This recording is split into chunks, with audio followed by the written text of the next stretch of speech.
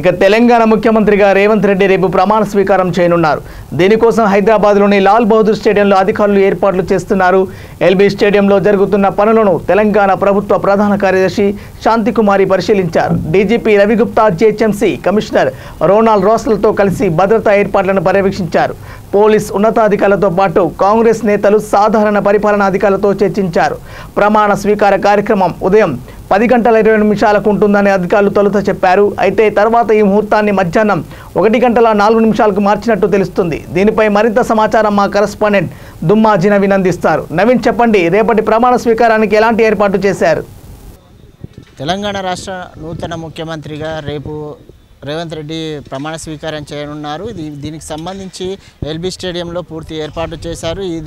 ఉదయం నుంచి చూసుకుంటున్నట్లయితే ఉదయం నుంచి సిఎస్ కావచ్చు, డీజీపీ కావచ్చు, అందరు ఉన్నతాధికారులు ఇక్కడ సమీక్షా సమావేశం ఏర్పాటు చేశారు. రేపటికి సంబంధించిన రివ్యూ మీటింగ్ కండక్ట్ చేశారు. రేపు ఎలాంటి ఏర్పాటు చేయాలి, రేపు ఉదయం అంటే మొదట అనుకునేది రేపు ఉదయం 10 గంటల తర్వాత రేవంత్ రెడ్డి ప్రమాణ స్వీకారం ఉంటుందని అనుకున్నారు. కానీ ముహూర్తం బాగుండడంతో 1 గంటల తర్వాతనే ఆయన ప్రమాణ స్వీకారం ఉన్నట్టు చెప్తున్నారు. అయితే దానికి సంబంధించి ఏర్పాట్లు కూడా పెద్ద ఎత్తున ఎల్బీ స్టేడియంలో జరుగుతున్నాయి. మనం చూసుకోవచ్చు. ఇప్పటికే ఆ ఎల్బీ స్టేడియానికి చాలామంది కాంగ్రెస్ కార్యకర్తలతో పాటు కాంగ్రెస్ నాయకులు, మిగతా ఉన్నతాధికారులు కావచ్చు, ఇప్పుడే కొద్దిసేపటి క్రితమే సమీక్షా సమావేశం ఎవరైతే సిఎస్ శాంతికుమార్ ఉన్నారో సమీక్షా సమావేశం ఏర్పాటు చేశారు. ఈ సమీక్షా సమావేశంలో డీజీపీతో పాటు పోలీసు ఉన్నతాధికారులు మరియు కాంగ్రెస్ పార్టీకి చెందిన కొంతమంది నాయకులు పాల్గొన్నారు. అయితే రేపు సంబంధించి ఎలాంటి ఏర్పాటు చేయాలి, ఎంతమంది వస్తారు, దానికి తగిన ఏర్పాట్లు ఎలా ఉండాలనే దాని సమీక్ష సమావేశం ఏర్పాటు చేసి వారు చర్చించుకున్నారు. కొద్దిసేపటి క్రితమే వారు బయలుదేరి వెళ్ళారు.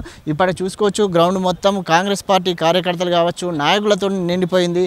రేపటికి సంబంధించిన ఏర్పాట్లలో తలమునకలయ్యారు. ఎందుకంటే రేపు ఉదయమే ఇక్కడ ఏర్పాటుకు సంబంధించి ఉండబోతుంది. అయితే దానికి సంబంధించిన చూసుకోవచ్చు చాలామంది కాంగ్రెస్ నాయకులు చూసుకోవచ్చు. ముఖ్యంగా TPCC working president, Congress senior నేత మాజీ ఎంపీ మల్లు రవి, ఎం నరేందర్ రెడ్డి లాంటి నాయకులు ఇక్కడ ఏర్పాట్లను పర్యవేక్షిస్తున్నారు. అయితే రేపు ఉదయమే ఉన్న నేపథ్యంలో రేపటికి సంబంధించిన ఏర్పాట్లను పూర్తిగా పర్యవేక్షించి రేపటి మా ఉదయానికల్లా దీన్ని పూర్తి స్థాయిలో, ఎందుకంటే దాదాపు 20 నుంచి 22 మధ్య మంది ఇక్కడ పాల్గొనేలా, ఎందుకంటే ఇప్పటికే టీపీసీసీ చీఫ్ రేవంత్ రెడ్డి నిన్న సాయంత్రం ఢిల్లీకి చేరుకున్నారు. ఢిల్లీకి చేరుకుని అక్కడ ఉన్న ఏదైతే కాంగ్రెస్ పార్టీ అధినేత సోనియా గాంధీని కలిశారు ఉదయం. అలాగే ఏఐసీసీ ప్రెసిడెంట్ మల్లికార్జున్ ఖర్గేని కలిశారు. మరికొద్దిసేపట్లోనే రాహుల్ గాంధీని కలవనున్నారు. అలాగే కేసీ వేణుగోపాల్తో పాటు ముఖ్య నాయకులను కలిసి తనకు తెలంగాణ ముఖ్యమంత్రిగా అవకాశం ఇచ్చినందుకు వారికి కలిసి ప్రత్యేక అభినందనలు కూడా తెలిపారు. ఏదైతే ముఖ్యమంత్రిగా 2 రోజుల నుంచి అయితే ఎవరా అనేది ఒక సంక్లిష్టంగానికి మాత్రం నిన్న సాయంత్రం తెలపడంతో రేపు ఉదయం రేవంత్ రెడ్డి ఇక్కడ ప్రమాణ స్వీకారం చేయనున్నారు. ఆయనతో పాటు దాదాపు ఒక 4 నుంచి 5 మంత్రులు కూడా ప్రమాణ స్వీకారం చేస్తారని మనకు సమాచారం అందుతుంది. అయితే ఈ మంత్రుల్లో ఎవరెవరు ఉంటారనేది మాత్రం చాలా ఆసక్తి నెలకొంది. ఎందుకంటే సీఎం పోటీలో ఉత్తమ్ కుమార్ రెడ్డి కావచ్చు, బట్టి విక్రమార్క కావచ్చు, శ్రీధర్ బాబు కావచ్చు, కోమటిరెడ్డి వెంకటరెడ్డి కావచ్చు, అలాంటి చాలామంది నేతలు సీఎం రేసులో పోటీ పడ్డారు.